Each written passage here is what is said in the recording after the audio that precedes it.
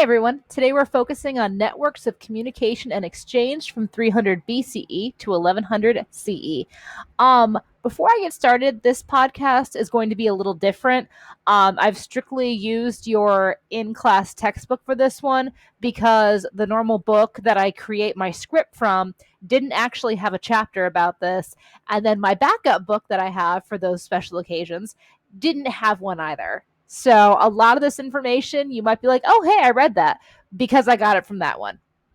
So we're going to start talking with the Silk Road, moving into Indian Ocean and Saharan trade, as well as then talking about culture along Indian Ocean and Saharan trade networks. So let's dive right in. Moving on to our key concepts. And one of the first things we're going to be talking about is the spread of Buddhism along the Silk Road. Now, one thing that we've been talking about quite extensively is the reaction to Buddhism in different areas. We know where Buddhism starts in India, and then it moves along with the Silk Road into parts of Southeast Asia where it's incredibly popular, but then it moves into China where it's rejected because it goes against Confucianism and the values of ancestral veneration and worship. But you can really see where it originates and then how it spreads. It is carried along the Silk Road into China, but it's also carried along Indian Ocean trade. All right, so here's a very detailed map of the Silk Road. The main Silk Road is in orange, but then all the connector and little side roads that you've got going on spread throughout, which is how even though the Silk Road ends here, it starts up again here. And goods that aren't traveled along the Silk Road from China can also be sent along the South China Sea, the Bay of Bengal, the Arabian Sea, all the various ports of the Indian Ocean Trade Network. One slide too far. There we go. Origins and operations. So you guys already know the Silk Land was an overland trading route that links China to the Mediterranean world, particularly the Roman Empire, as we discussed a couple of chapters ago. There were two periods of very heavy use of the Silk Road. Early on, 1000 BCE to 907 CE, and then it's revived in the 13th century through the 17th century CE. And we'll talk about the dynasty that revives the Silk Road in the 1200s. And we can thank Central Asian nomads for the success of the Silk Road because they kept people safe along the Silk Road. Large-scale trade was fostered by not just demand for silk in other parts of the world, but the Chinese demand for Western products, especially horses. In addition, China imported alfalfa, grapes, and other new crops, as well as medicinal products and precious stones, and they export peaches and apricots, which at this time were the only place in the world you could get these, certain spices and the manufactured goods, obviously silk, but also pottery and paper. And that's going to be especially important during the second revival of the Silk Road is under the Ming, that Ming pottery. The rest of the world really wants that. And again, you already know silk was in huge demand because during this time, silk comes from China. Eventually, other parts of the world will start making it.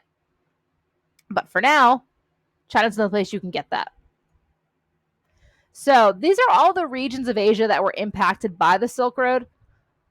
We spend a lot of time talking about how India and China are impacted, but we leave out Western and Central Asia because the nomads are the ones located in Central Asia who keep you safe. And there's a saying that with these nomads, and later it's the Mongols who are guiding people along the Silk Road, you can walk with a sack of gold on your back and never worry about getting robbed, which is a great reputation to build if you're the Mongols, because eventually they operate some of the world's largest and most powerful empires.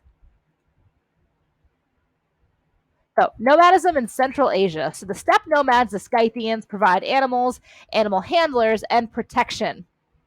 And these herders are able to transport their dwellings in ox-drawn wagons across the grasslands and deserts, which are great for grazing, not too good if you are trying to farm anything.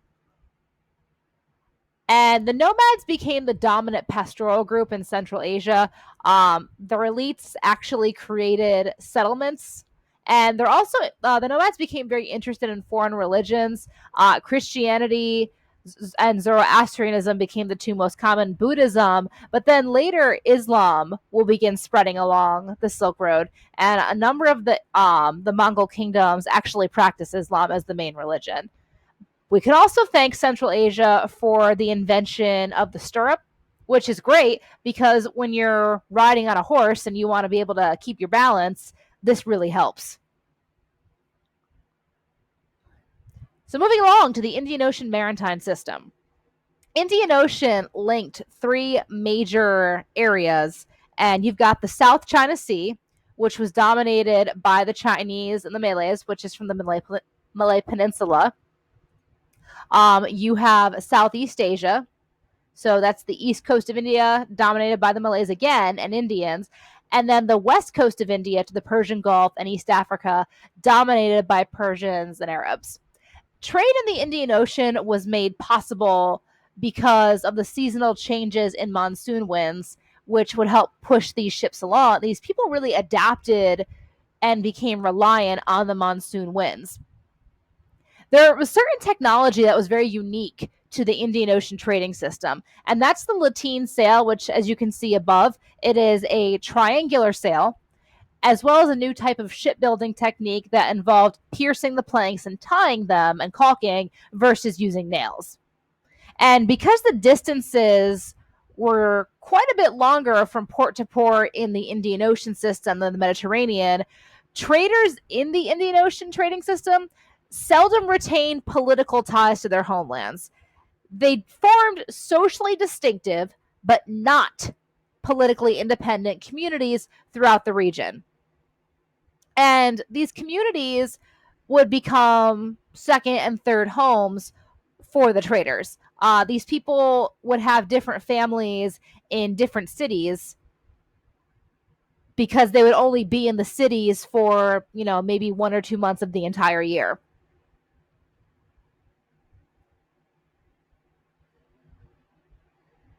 We seem to be frozen. Come on. Thank you kindly. All right.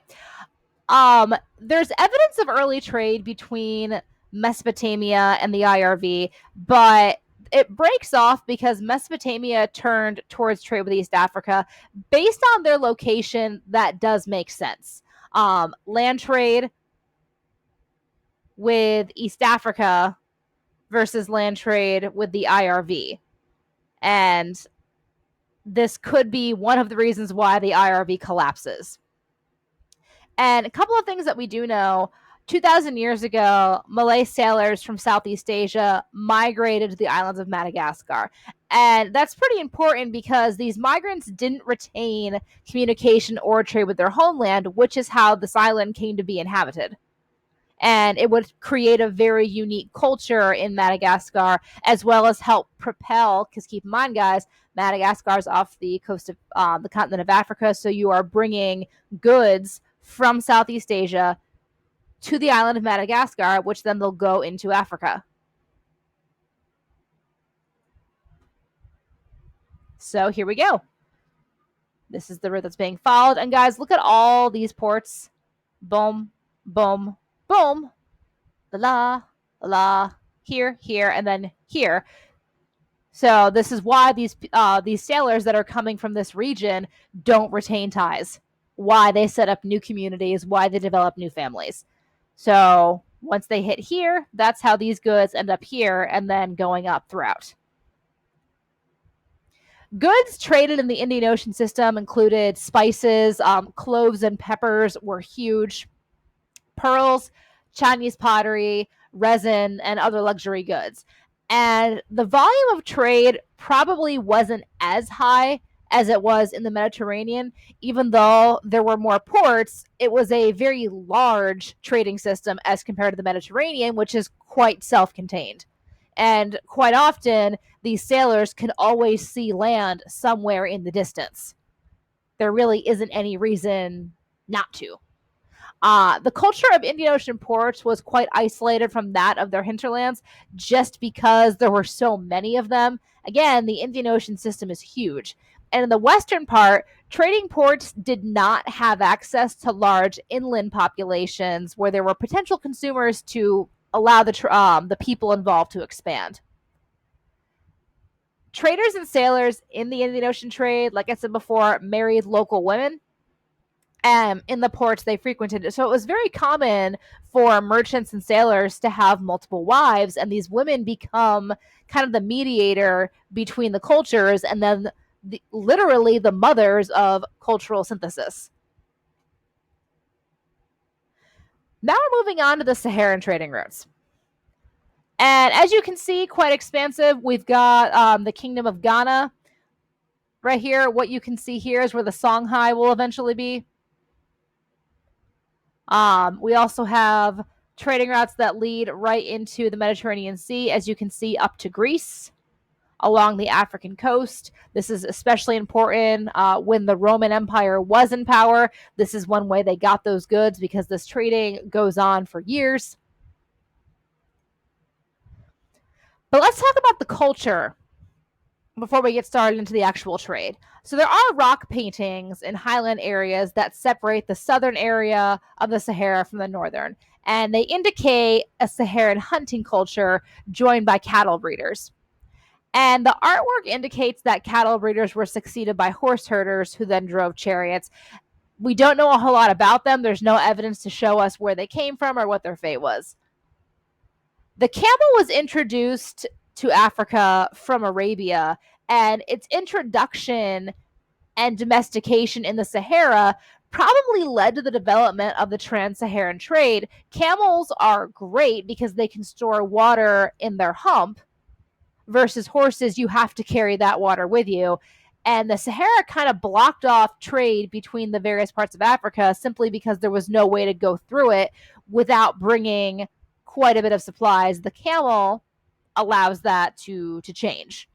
Written evidence and the design of the camel saddle, as well as patterns of camel use, indicate north or south to north diffusion of camel riding.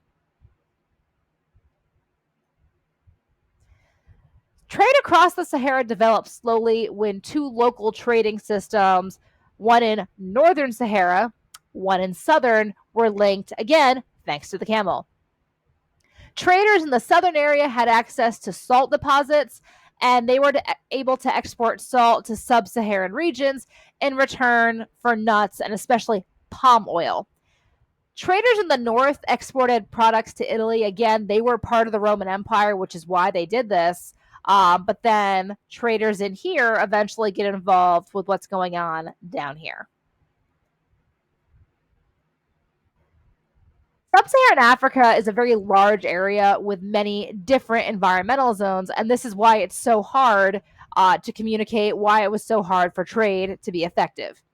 Some of the reasons: you've got the Sahel, the tropical savanna, the rainforest, the savanna area south of the rainforest, steppe and desert below that, and then the highlands of South Africa. It's incredibly different based on where you're at.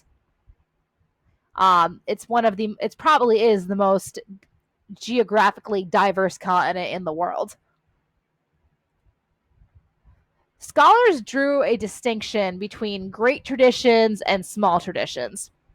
And great traditions are the ruling elite culture and civilization. Smaller traditions are what you have in villages, smaller cities, places that are isolated. And in sub-Saharan Africa, there was no overarching great tradition.